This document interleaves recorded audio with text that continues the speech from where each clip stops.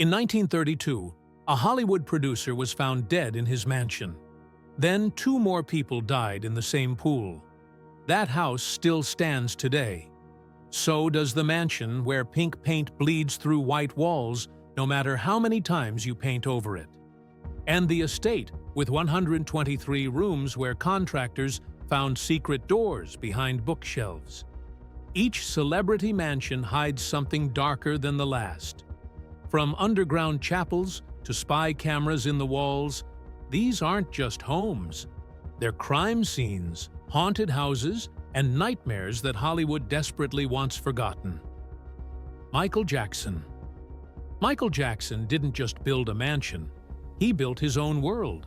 Tucked away in Santa Barbara, California, his Neverland ranch spread across 2,700 acres. It looked more like a theme park than a home. There was a private zoo, a train station, a roller coaster, a Ferris wheel, and even a fire station. The mansion itself stretched 13,000 square feet, designed like a fairy tale castle deep in the woods. It had a grotto, fountains, and hidden corners that made it feel like something out of a children's book. But what started as a dream slowly turned into a nightmare. In 2007, when the property was listed for sale, it shocked people with what it really had. Rooms most visitors never saw. Jackson's accusers, years later, described Neverland as more than just strange. They claimed it had hidden hallways, secret upstairs bedrooms inside toy castles, and warning alarms that would go off if someone approached. One of the most chilling details came from the Leaving Neverland documentary. According to the men who once lived there as boys, the funhouse had dark secrets, alarm systems disguised as innocent gadgets, and secret places adults weren't supposed to find. Michael always denied the claims, but the damage was done. After his death in 2009, Neverland started to fall apart. The animals were taken away. The rides were removed. The castle stood quiet. The land went through bankruptcy, then resale. But even stripped down, Neverland didn't lose its haunting charm. Aaron Spelling. Aaron Spelling wasn't just a television producer. He was the man behind some of the biggest shows in Hollywood. But his biggest production wasn't on screen. It was his home. In the early 1990s, he built a mansion in Holmby Hills so big, it made the White House look small. They called it the Manor. Some nicknamed it Candyland, after his wife, Candy Spelling.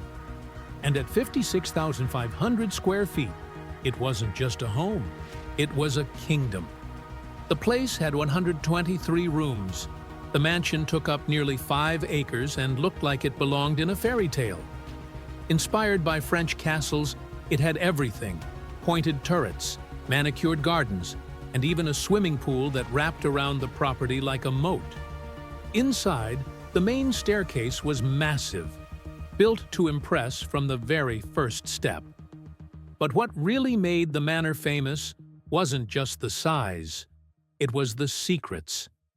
Contractors started to whisper about strange things they found while building. There were hidden hallways, secret rooms, and bookshelves that swung open like in an old mystery film. One of those doors led to an underground library. Another led to what could only be described as hiding spaces, tucked behind walls and closets. And then came the dolls. Spelling's daughter turned one of the basement rooms into a private museum, dedicated entirely to her vintage doll collection. The walls were lined with glass cases. Inside, dozens of dolls stared blankly ahead, silent, frozen in place. Some visitors found it charming. Others said it was the stuff of nightmares. One contractor called it the creepiest room in Los Angeles. After Spelling's death in 2006, more people came forward with stories. They spoke of odd noises and strange layouts. Some even claimed the house had energy to it, like it was alive. Whether that's true or not, the manor became something more than just a celebrity mansion. It became a legend. Sharon Tate. In 1969, Sharon Tate and her husband Roman Polanski moved into a quiet house at 150 Cielo Drive in the hills of Los Angeles. It was a simple Spanish-style home. Nothing special, just a peaceful little place hidden in Benedict Canyon, away from the noise of Hollywood. They had no idea what was coming. Sharon was 8 months pregnant. Roman, a famous director, had gone to London for work. Sharon stayed behind with a few close friends. On the night of August 9th, everything changed. Members of the Manson family broke into the house. They didn't just kill Sharon and her friends. They butchered them. And when it was over, they used Sharon's blood to write one word on the front door: pig. That word became one of the most disturbing images in Hollywood history. The house was never the same. The media started calling it the Cielo Drive House. Books, films, documentaries, it showed up everywhere. Not because it was grand or strange, but because of the nightmare that happened inside. Years later, the house was torn down. A new one was built in its place. They even changed the address. But it didn't matter. Everyone still remembered what happened there. People said the land felt cursed. Some even claimed the spirits of Sharon, and the others still haunted it. Jayne Mansfield. In the 1950s, Jayne Mansfield carved out her fame as a blonde bombshell, often compared to Marilyn Monroe. But while others played the role on screen, Jayne lived it, especially inside her infamous Los Angeles mansion, known as the Pink Palace. This wasn't just a house. It was a 40-room fantasy tucked away in Holmby Hills, one of the richest parts of LA. Every corner screamed pink. The carpets were pink. The walls were pink. Even the bathroom fixtures were pink. Some had heart patterns, some had lace. And then there was the swimming pool, heart-shaped, of course, with a gold mosaic at the bottom that read, "I love Jayne." She joked that her guests didn't just swim, they sank into pink champagne. It wasn't just the decor that made the house famous. It was the vibe. Wild parties, strange rumors, and ghost stories kept the legend alive for decades. After Jayne's tragic death, the house didn't fall silent. It just passed into stranger hands. Ringo Starr of the Beatles bought it and tried to paint over all the pink. But no matter how many coats of white he used, people claimed the pink kept bleeding through the walls. Locals said the house didn't want to let go of Jayne's spirit. Then came Cass Elliot from the Mamas and the Papas, followed by singer Engelbert Humperdinck. He didn't just inherit the house. He claimed he saw Jayne's ghost inside it. She was still there, walking the halls in silence. By the 1980s, the glamour had faded. The house looked less like a palace and more like a haunted museum. And in 2002, the wrecking crew showed up. The Pink Palace was demolished. But the stories never disappeared. Gene Harlow's mansion looked like something out of a fairy tale. It had 2 stories, a steep roof, and carved wooden gutters shaped like silent film stars. But the inside told a much darker story. In the early 1930s, Gene Harlow lived there with her husband, Paul Byrne. He was an MGM producer. Their marriage was rocky from the start. Just 2 months after their wedding, in September 1932, Byrne was found dead in the house. He had been shot in the head. The police ruled it a suicide, but many in Hollywood weren't so sure. Some believed he had been murdered. Either way, the curse had begun. That wasn't the last tragedy. A few years later, 2 more people died in the mansion's swimming pool. No one ever figured out exactly what happened, but people started to whisper. They said the house brought death. They said it was cursed. Owners came and went, but the stories stayed the same. Doors opened and closed by themselves. Cold air would hit you in the middle of a warm night. Voices echoed in empty rooms. Some even claim to see the ghost of Paul Byrne walking through the halls, dressed in the same suit he died in. Then, in 1963, Jay Sebring bought the house. He was one of Hollywood's top hairstylists, young, rich, and fearless. He didn't care about curses. He moved in with his girlfriend, Sharon Tate. They lived there for a few years, then moved out in 1966. 3 years later, in 1969, both were murdered by the Manson family in one of the most shocking crimes in Hollywood history. The murders didn't happen in the house, but the link was enough. People said the curse had followed them.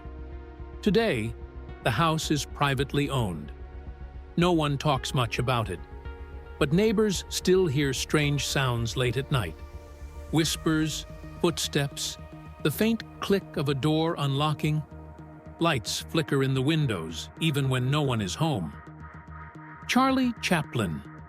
Charlie Chaplin's house in Beverly Hills didn't look like much from the street. It was quiet, modest, and nothing flashy. Just what you'd expect from the man who made The Little Tramp. Famous. But behind that simple look, Chaplin had built something extraordinary. Beneath the house, hidden from the world, was a secret tunnel system. Not just a narrow crawl space or a wine cellar, it was a full-blown underground network. The main tunnel did lead to a wine cellar. That much was known from estate documents and public records, but there was more. Much more. Former staff said Chaplin could pop up in different parts of the house without anyone seeing him move. He would appear out of nowhere during parties, like a magician. Guests would laugh, thinking it was just another one of his stunts. But really, it was the tunnels. They connected different rooms and outdoor spots, and some were big enough for several people to walk through side by side. These weren't dark, dusty holes in the ground. The tunnels had electric lighting, clean finishes, and a solid design. They weren't made for fun. They were made to be used. And Chaplin used them when he needed to disappear. In the 1950s, things turned ugly in Hollywood. The government was hunting down anyone suspected of being a communist. Chaplin's name came up more than once. Reporters camped outside his house. Federal agents were keeping tabs. But Chaplin had a way to slip through it all. When the heat was on, he used the tunnels. He held meetings underground, far from spying eyes. Other blacklisted actors came and went without anyone spotting them. The press never had a clue. Out in the garden, there was something else, a small private stage. It looked like part of the landscaping, but Chaplin used it for work. He'd test new jokes, rehearse his famous walk, and fine-tune every move. He called it his lab. The tunnels connected straight to that garden stage. If he wanted to work in silence, without paparazzi peeking over the walls, he could do it in peace. Mae West. Mae West wasn't just a star. She was a storm wrapped in diamonds, famous for saying whatever she wanted and doing whoever she pleased. By the time she moved into the Ravenswood building in Los Angeles, she was already a legend. Built in the 1920s, Ravenswood was meant for the rich and famous. But Mae didn't just rent an apartment there. She turned it into a palace of velvet, gold, and scandal. She lived in that apartment for decades. The walls had seen everything. Hollywood producers, young lovers, secret parties, and probably more than one broken heart. Mae held court like a queen. She was bold, loud, and never afraid of attention. If anyone could leave a mark on a place after death, it was her. Mae West died in 1980, but according to many people, she never really left.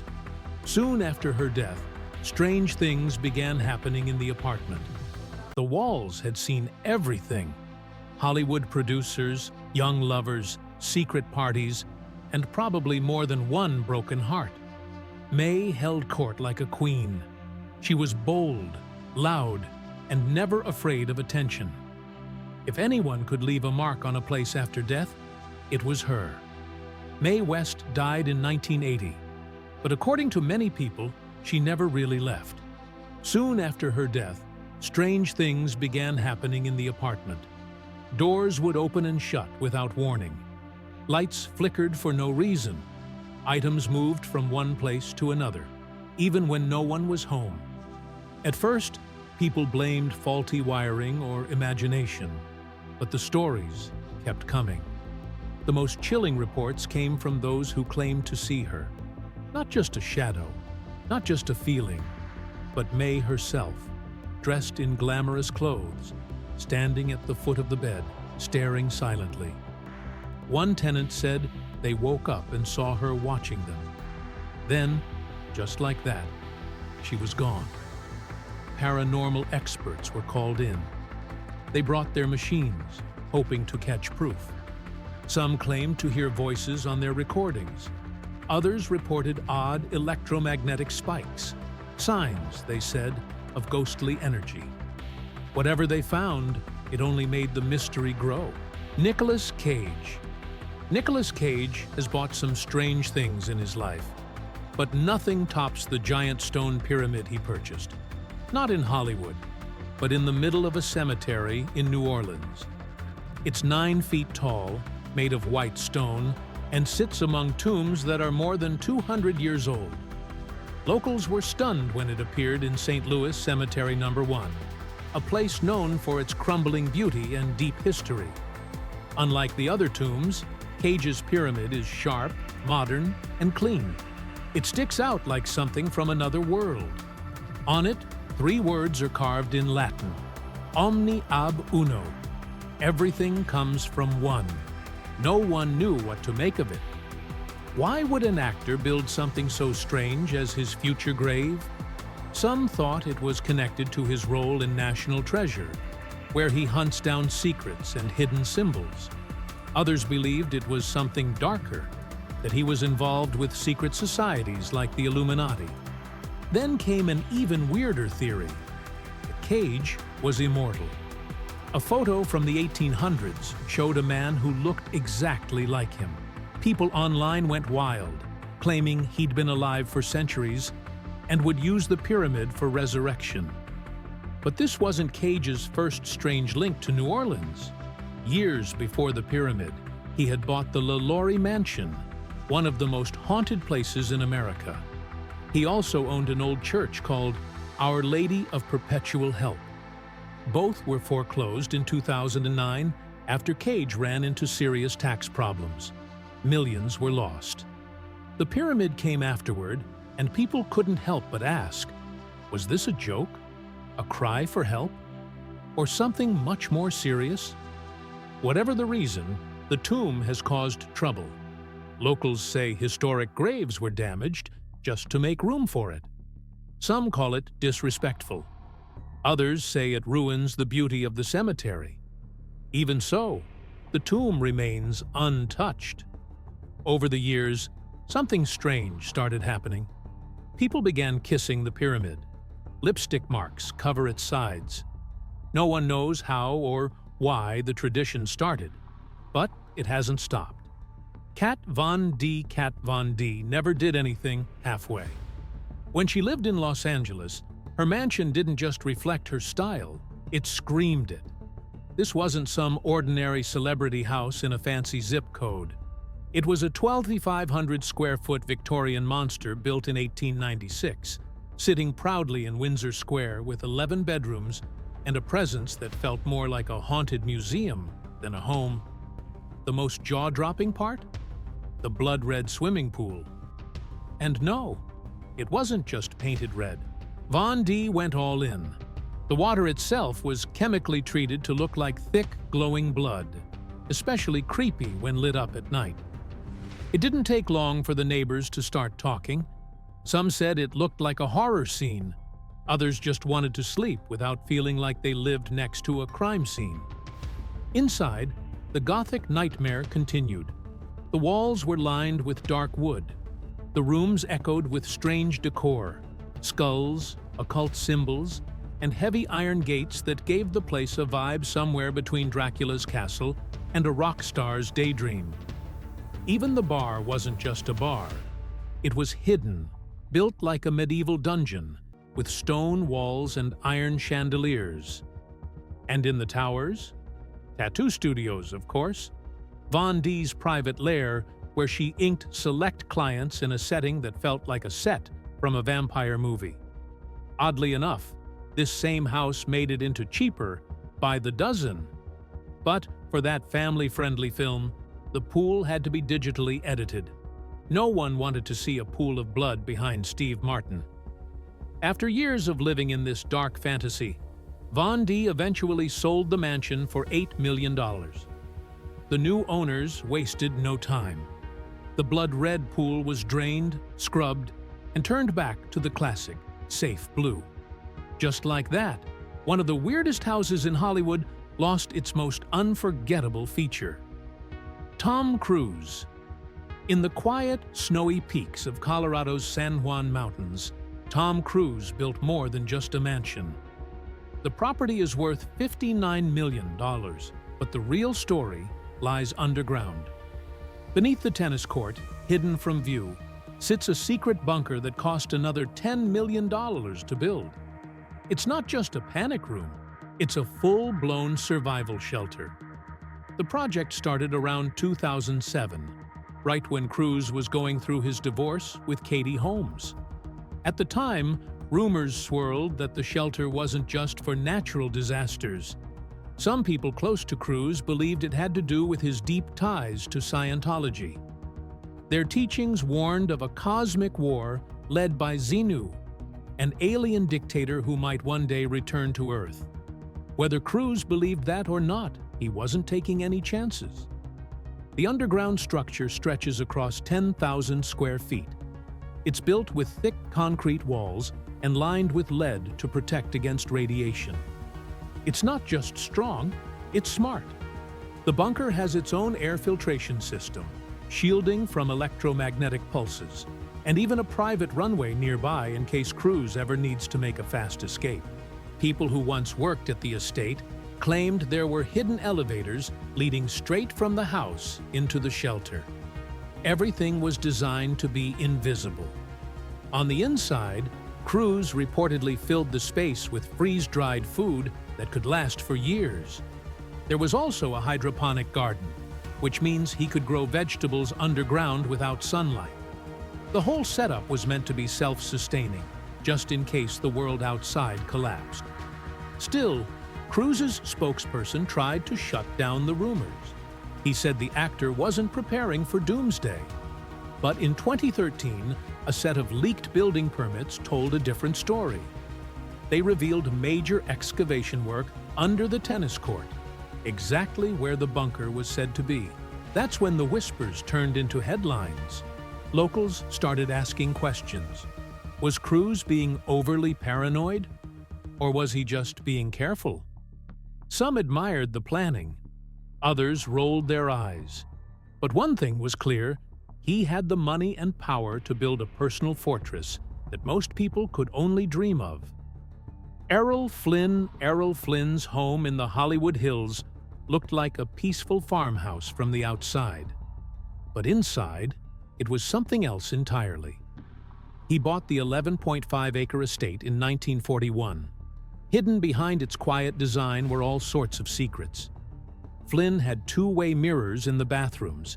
He had peepholes in the walls. He even built a crawl space above a guest bedroom so he could spy without being seen. His house wasn't just a place to live, it was a playground for things the public wasn't supposed to see. There were secret tunnels running under the house. Some say he used them to sneak in guests, sometimes young, sometimes famous, without anyone noticing. He even had his own private casino. His stables were round and modeled after Vienna's royal horse stalls. They held exotic animals instead of horses. Inside, the rooms were wild. One den was decorated like a pirate ship, with zebra skin rugs and a model galleon. After Flynn died in 1959, the land was split up and sold. But the stories didn't go away. Even today, people still call it a house of scandal.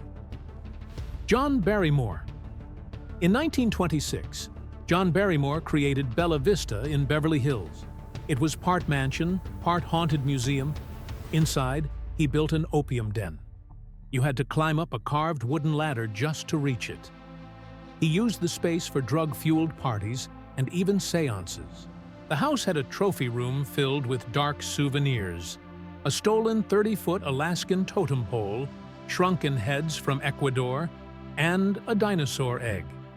One guest suite used to be an aviary with 500 birds. That didn't last long. His third wife, Dolores Costello, made him get rid of them. After Barrymore died, other stars moved in. Marlon Brando stayed there for a while. So did Katharine Hepburn, but she refused to sleep in the master bedroom. She said she heard laughter at night, and not the kind that made you feel safe.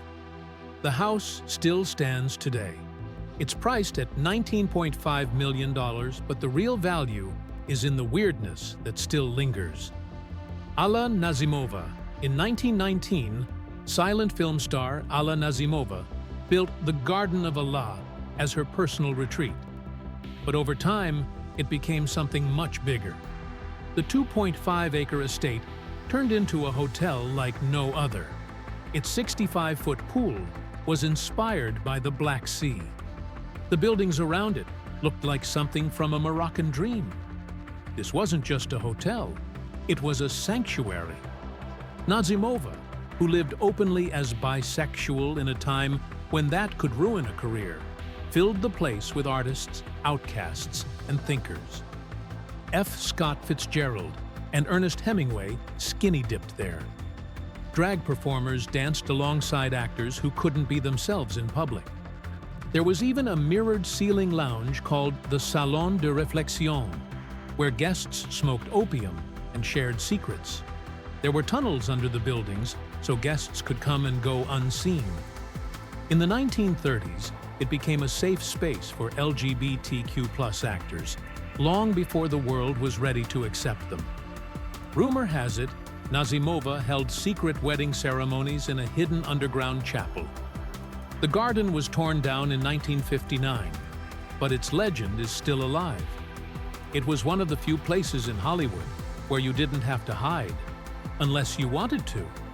Rudolph Valentino. Rudolph Valentino was the biggest heartthrob of the silent film era. Women fainted at his premieres.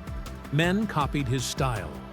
In 1925, he built a mansion called Falcon Lair, high above Beverly Hills. But this wasn't just another fancy Hollywood home. It looked more like a medieval castle, with stone towers, iron gates, and dark hallways that felt frozen in time. Inside, Valentino filled the place with treasures from Europe. One of the centerpieces was a 4-poster bed from the 1500s. It was beautiful, but it would also become the bed where he died. In 1926, just a year after moving in, he collapsed from a stomach ulcer that turned into deadly peritonitis. He was only 31. After his death, strange stories began to swirl. Staff claimed they saw him walking through the halls in a tuxedo. Guests reported sudden cold spots. One painting of him, still hanging in the house, was said to bleed on the anniversary of his death. Every single year. No one could explain it. Then came the next owner, Doris Duke. She was a reclusive billionaire with a dark streak. She added something that made Falcon Lair even creepier, a basement that looked like a tomb. Inside was a full-size marble sarcophagus, carved just for her. She planned to be buried there, but she never was. The mansion slowly decayed. The walls cracked. The garden overgrew. No one wanted to live there anymore. It was finally torn down in 2006, but that wasn't the end of the story. Pieces of the rubble, chunks of stone and bits of the old walls started showing up online. They were sold as Valentino relics. People paid real money just to own a piece of the ghost story.